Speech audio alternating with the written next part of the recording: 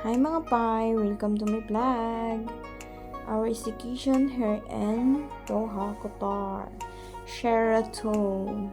Actually, we're planning to go in Hilton. But when we go there, they are fully booked. So, we go to the Sheraton. Galing kami nga pala dun kanina sa Zigzag Tower. Dun kami nakatira. Tapos, ito yung Waste Bay. Yan. Isa sa pinakamaraming towers and building here in Doha. Ito po yung ito. Yan, dyan po kami unang pumunta kasi fully-book po kasi walang pasok yung mga estudyante. So, puro silang nag-staycation. And now, we're going back. Umikot kami kasi siguro mga 5 minutes pa papunta na Sheraton. Yun. Gagala. Maliligo kami. Yan po yung building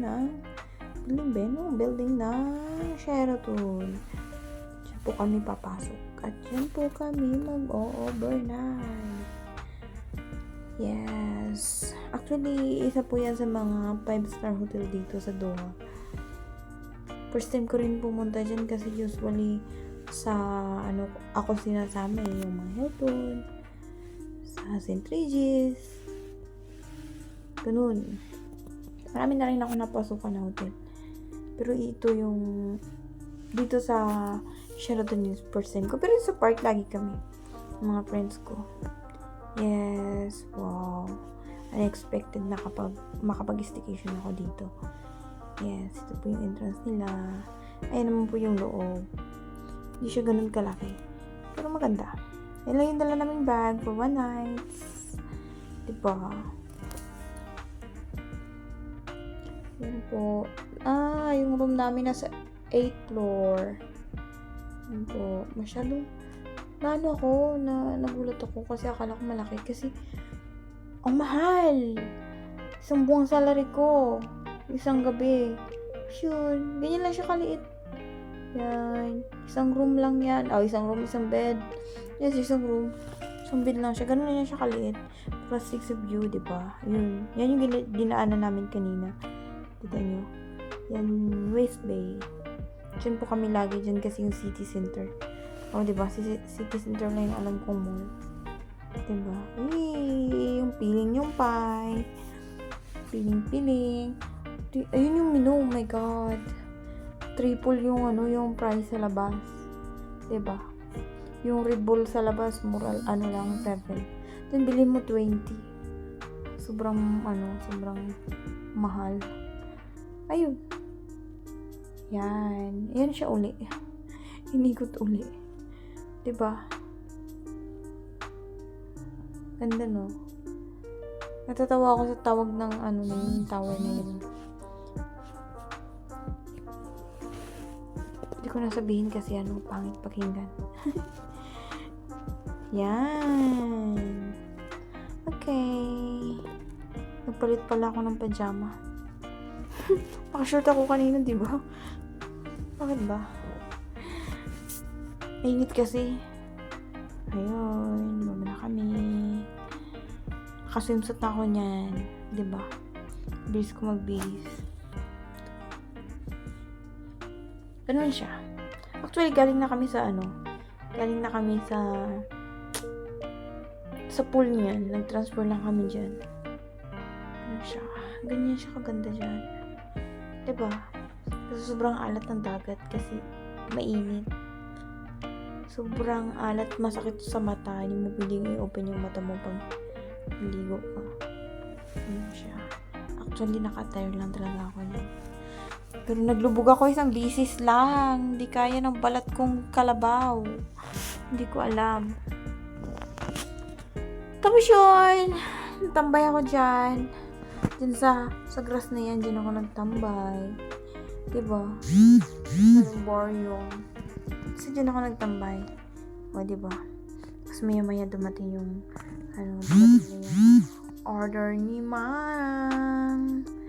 Wala nyo nung order ko. Diba? Yun na. Yun na yung aking order. Diba? Hindi ko rin naubos yan kasi sobrang laki. As in, sobra. At nagda-diet ako ng oras na yun. Kasi pag nag-start ka kasi mag-diet, yung bituka mo, pag dinamihan mo kain, sasakit. Kaya kinain ko yung laman lang. Yung kinain yung bread. Diba? Ano siya? Ayun. Actually, thank you sa sponsor. Kaya akala mo, yung nag-staycation ka ng bakasyon ka na may pera, pero wala. Wala. Ayan yung gabi. Sa labas. Yan. Pag lumabas ka, ayan yung magkikita mo doon sa park. Dami palang tao dyan. Hindi ko alam na pwede palang magtambay dyan paggabi. Dumadaan kami dyan pag pumupunta kami ng train station. Yun.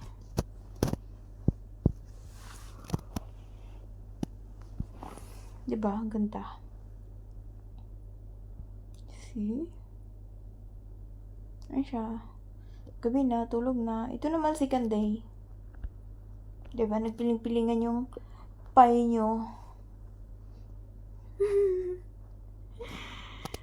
Actually, sobrang hangin yan. Kung makikita nyo yung mga kahoy, ang hangin.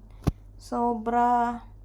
Unexpected. Ang sakit niyan sa balat kasi mainit, tapos mahangin.